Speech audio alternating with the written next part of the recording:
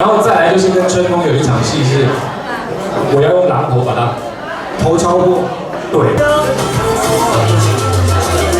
好，这边，我剧透一下，在这么多的演员里面呢，哪一个是被你杀的最惨？应该是春风，春风是不是？那可不可以形容一下杀他的时候的感觉怎么样？没有，我要先讲一下，其实我很荣幸，我这一档戏能够认识桑尼跟任硕，因为其实他们两个人，我在跟他们两个对戏，以及他们两个自己在对的戏中间，我其实蛮担心他们。有一场戏是我的戏里面的角色把他们关到冷冻库，然后让他们两个自相残杀，然后我应该是在冷冻库外面窃笑，冷眼旁观，但是我那一场戏。我看到我下巴快掉下来了，因为我很怕他们出事。所以下巴掉下来是快要笑到掉，所以不是吓到掉出来，是吓到掉下来。因为他们两个打得太认真，就他们两个是拳到肉，然后是真枪实弹在打架，而且那个冷冻库下面都是冰，所以很容易滑倒。那你要想桑尼180几公分，他的分量也够，任硕两个人就真的像摔跤选手一样在互殴互打，我真的很怕他们两个会受伤。所以这时候自己也想去抢进去打，我想进去把他们拉开，我不是想进去打，我是想进去把他们拉开，说不要再打了。然后再来就是跟春风有一场戏是，我要用榔头把他头敲破。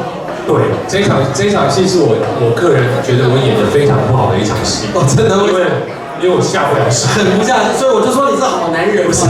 因为我跟春风是好兄弟，然后在戏里面，因为戏里面要有这些剧情，我就觉得怎么样，我就可以把它当。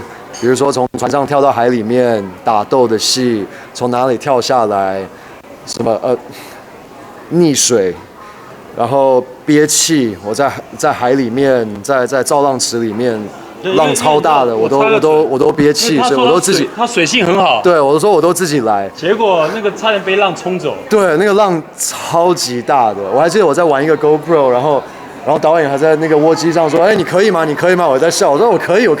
我就马上跳下去，但救难队的人在我旁边，他说：“他说王阳明这个有点危险。”他说：“你确定吗？”他说：“你要不要我们来做？”我说：“没有，可以，我就跳下去了。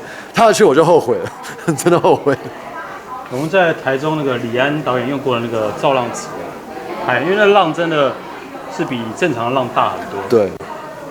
那最后还是都没有用替身。没有用替身。你看到的连凯所有的演员都没有用替身。对，凯哥也是。凯哥也是从船上这样直接跳下去。春风有个值得一提的，有一天我们叫他回来补一场戏，是他被杀死。我不知道那天他生日，当天生日，他都一句都没有提，所以我觉得这个蛮棒的，蛮感动的。